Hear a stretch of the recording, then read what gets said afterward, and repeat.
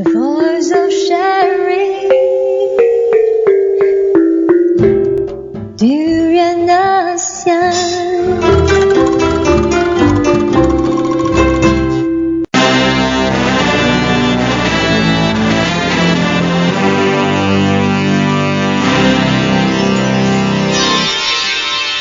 ASEAN Dailies. First and the foremost news from Southeast Asia. Good morning, this is Arlene and welcome to Durian ASEAN, the voice of discovery and sharing. Today is 2016, the first day of work for most people in this year.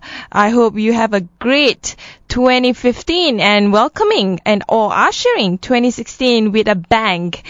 At Durian ASEAN, we are going to continue reporting news from Southeast Asia. And to first start off, we go to Vietnam. Political news about a protest after China lands plane on disputed Spratly Islands. Vietnam has formally accused China of violating its sovereignty by landing a plane on an airstrip Beijing has built on an artificial island in a contested part of South China Sea.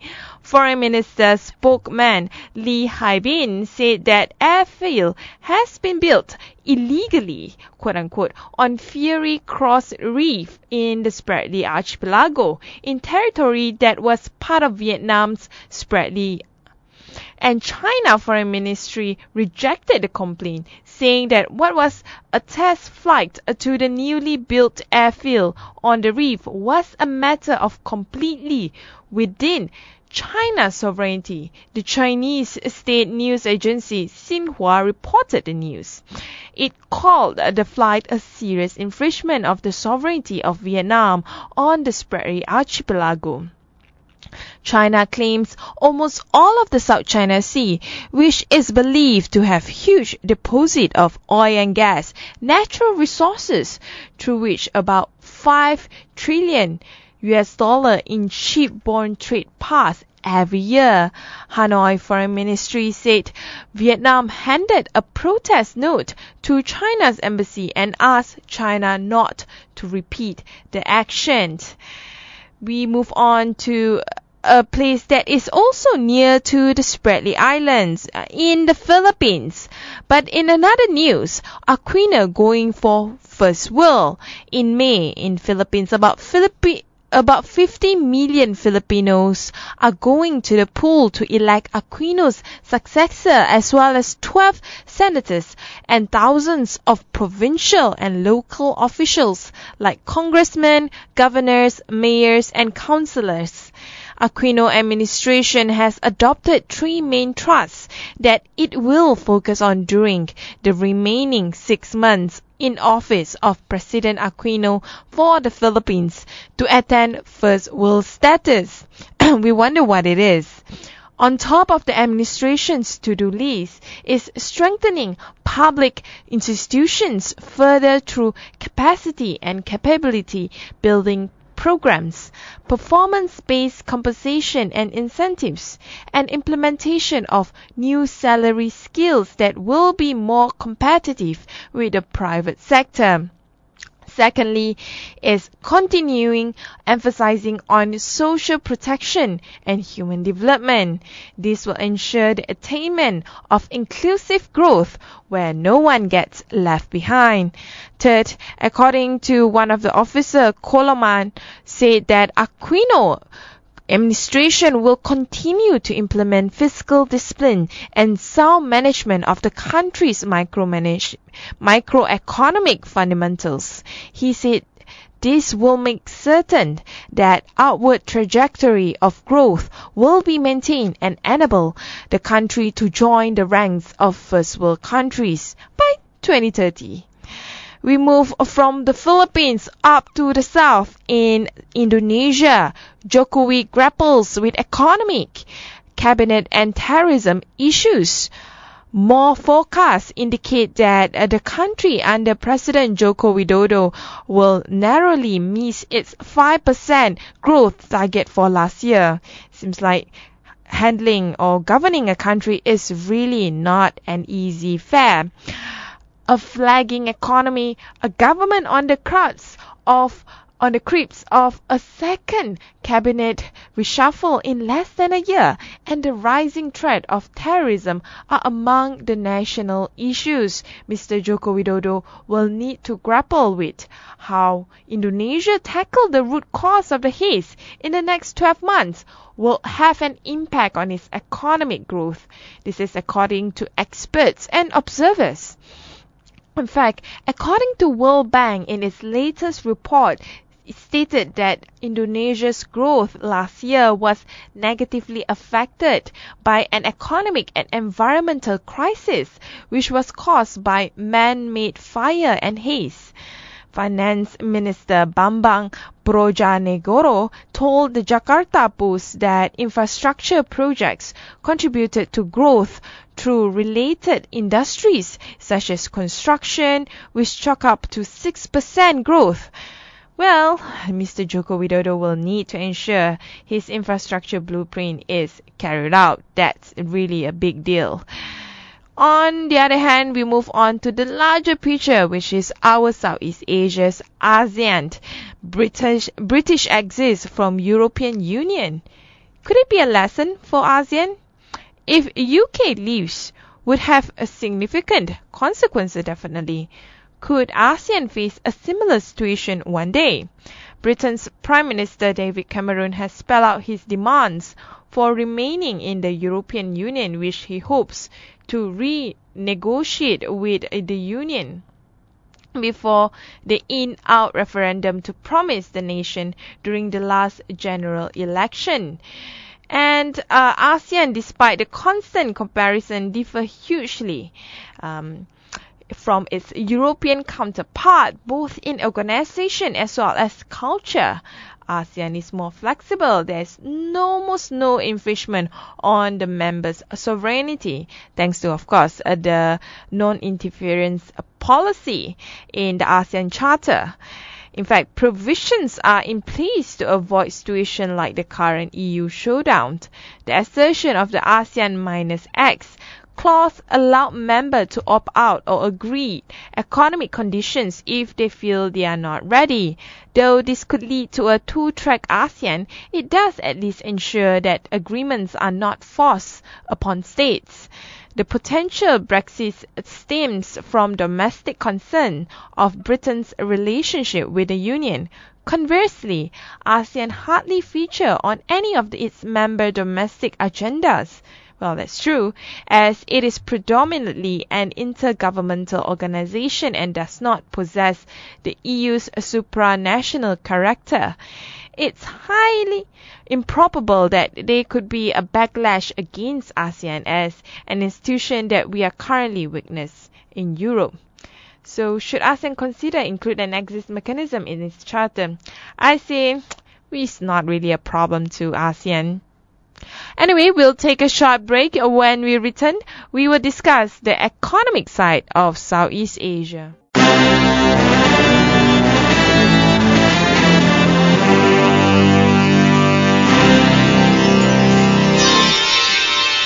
ASEAN Dailies. First and foremost news from Southeast Asia. Hey, welcome back. This is Arlene and you're listening to ASEAN Daily. We welcome back with the second segment where we bring you news on the economic side of Southeast Asia. Before we talk more about dollars and cents, let's talk about a new member that will possibly joining ASEAN. I'm talking about Timor-Leste. Philippines is backing Timor-Leste's ASEAN bid. The Philippines has expressed its support for Timor-Leste application to the Association of Southeast Asian Nations as the 11th member state.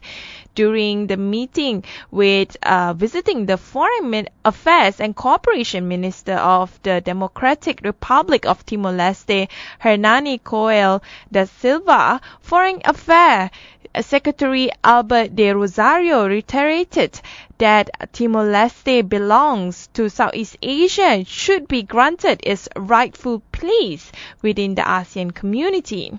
Timor-Leste sought membership in the ASEAN in 2007 and a formal application was submitted in March 2011. This tiny nation said it is keen on joining ASEAN to accelerate its economic development and get more political influence in the region. Since then, the 10 existing ASEAN members have been discussing the application. Several ASEAN member states are supporting Timor-Leste's bid. Other member nations, however, do not want it in the regional bloc because the country's internal conflicts might cause problems. Others say if Timor-Leste joins the bloc, it has to assure that its membership will not disturb this group's plan for an ASEAN economic community beginning 2016, which was a few days ago.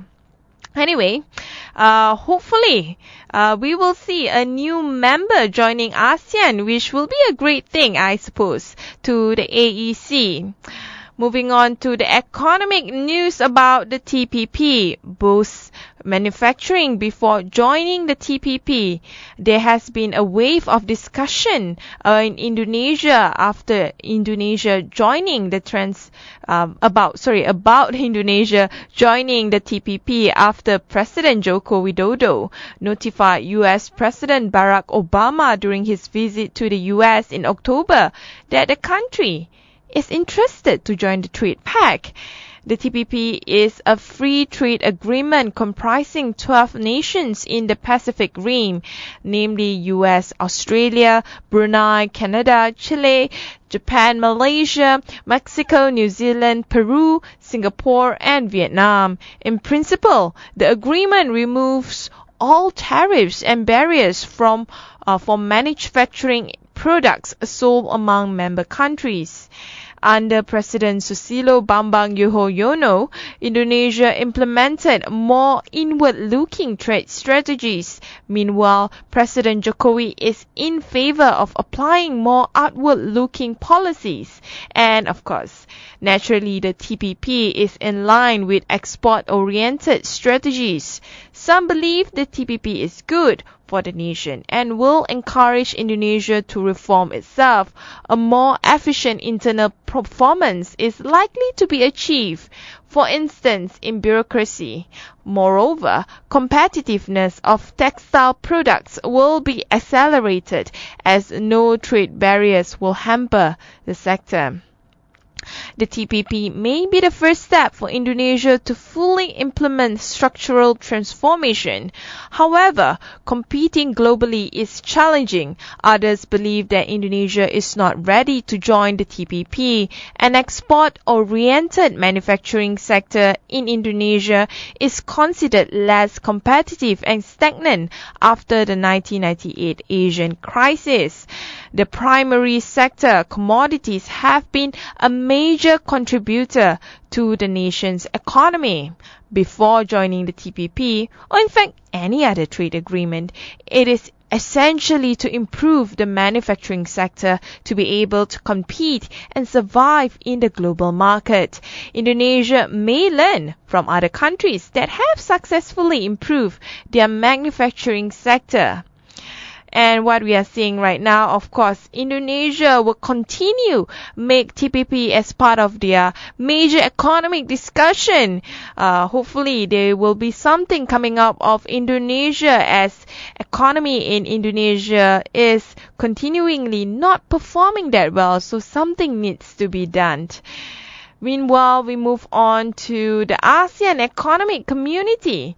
It is seen as a trading powerhouse. The ASEAN community has achieved its goal to become one trade and investment hub to reckon with in the global economic arena.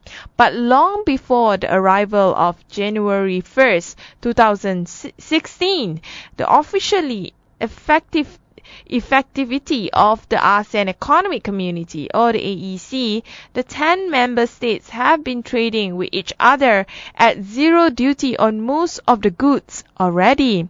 The AEC blueprint was adopted during the 13th ASEAN Summit on November 20, 2007 in Singapore to serve as a master plan for the establishment of the AEC. Since January 2010, more than 99.65% of goods have been traded at zero tariff in ASEAN. Very few products remain protected by tariffs within ASEAN. In the Philippines, they are primary agriculture products including rice, sugar, cassava, and sweet potatoes, maize, chicken, and swine. The AEC in the medium to long term promises vast opportunity and, of course, a strong growth potential for the country.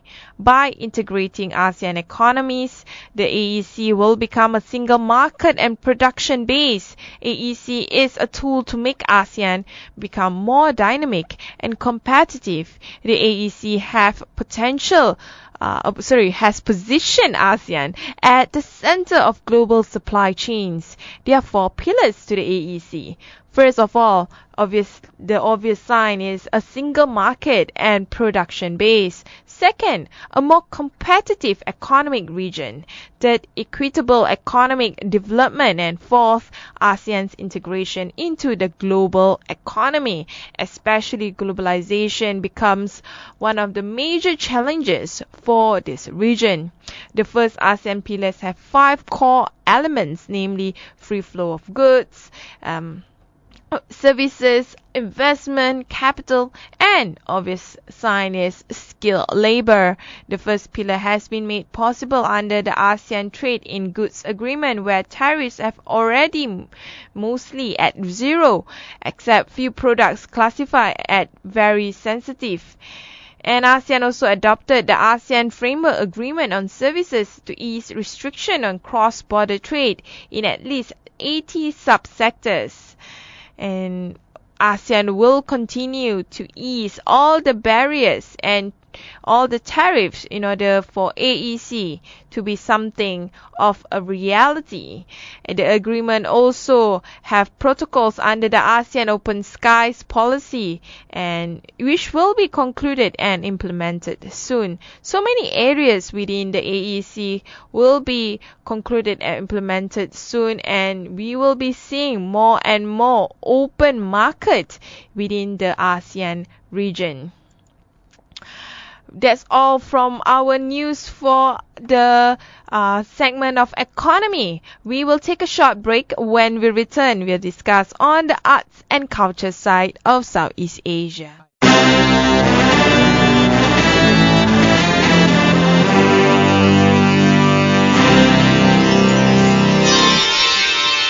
ASEAN Dailies. First and the foremost news from Southeast Asia. Hey, welcome back. This is Arlene, and you're listening to Durian ASEAN. This is me, Arlene, and my new colleague, in fact. Hey, good morning, everyone. I'm Karina Hardin from the Philippines. And this is our guest host. She is visiting us in Malaysia and will be interning for us for quite some time. And will be sharing her opinion on our various news commentary as well as interviews. So on the arts and culture side, we want to start off with the news about Myanmar's museum to showcase prisoner of war. So it seems like a death railway museum located in Myanmar's Kayin state is going to open up and showcase the life of prisoners of war who died during the railway construction. And this is something fascinating. It is really fascinating. And what do you think about this? Oh, and okay.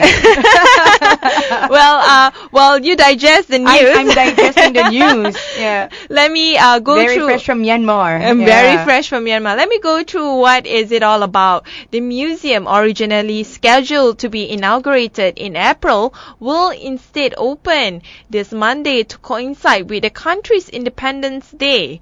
The museum will exhibit historic photos, paintings, sculptures, and 3D images related to the Death Railway. It's also highlighting a coal fire of the C-0522 engine. I'm not sure what the hell is that, but it was used on the Death Railway as a memorial place where the railway line originated. Well, actually, that is actually good because it brings out like the nostalgia, like among the people who would visit it, and they would like feel empathized towards it and do something in the future for to lobby for better human rights policies. That's completely, I agree with it.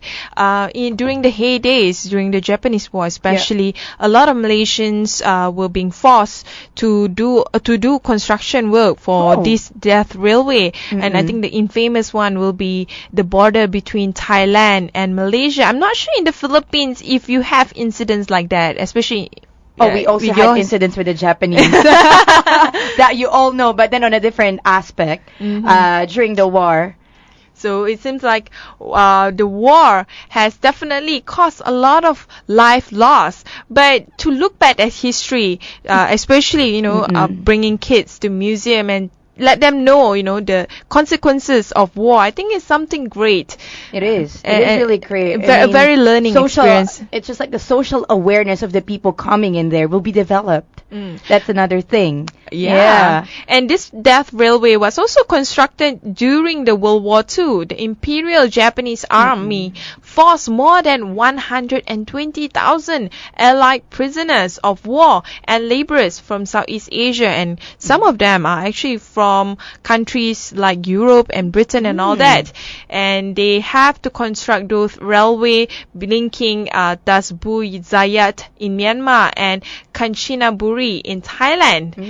But they were little to no medical care, and a lot of the prisoners succumbed to sickness and malnutrition. That's the ugly side of war. Yeah. But then come to think of it, the good side of war, it helps the country rebuild, economic wise, socially wise. So just like from war, you give birth to something new. So what you're saying is we have to go through hardship in order for us to learn our mistake, and in order for humanity to thrive. Talking about learning from mistake, another news: online scammers target hopefuls on Filipino dating websites. I know it's very famous back in my country. Tell me about it. So, just to give a bit of a background on the news, thousands in the Philippines visiting online dating sites. Scammers are increasingly beginning to target individuals looking for love. This is probably similar to, Nigerians looking for love, and then they will say that they are prince from Nigeria, and then they ended up being someone who would want to rob your money and all that. No, it happens. It happens. Russia with Love, another dating site. So many. Way back when, so many dating sites now, and we don't know like the success rate of dating sites lately. But then like on the news, there are travelers who often go to Philippines rather, like to look for love in Philippines. Yeah. Filipino women are one of the beautiful. You guys win the Miss Universe, beating Miss Colombia. Obviously. And just to give another one case where love went south rather than, went to the heart is Mr. Burke, a businessman, first joined a Filipino Cupid. He said the response was heartwarming. Conversation, however, soon turned requests for money. Ooh. So at the end of the day, the woman actually, take the money from him. But it's not really, it is more like a scammer than a resembling of what Filipino people are when it comes to looking for love. Yeah, so that is so true. So if you want to get to know genuine, nice Filipino ladies, where should businessmen and all the potential bachelors go? There are some places, but we better discuss it not on the news. Anyway, glad to have you here, Karina, and that's all us today in our news commentary, and hope that you catch up with us tomorrow, same time, 9 to 10 o'clock. We have moved on to a new schedule, and hopefully we will hear more about all the exciting news, politics, economy, and socio-cultural from Southeast Asia. This is Arlene signing off. And I'm Karina, and this has been Durian ASEAN News. Good day.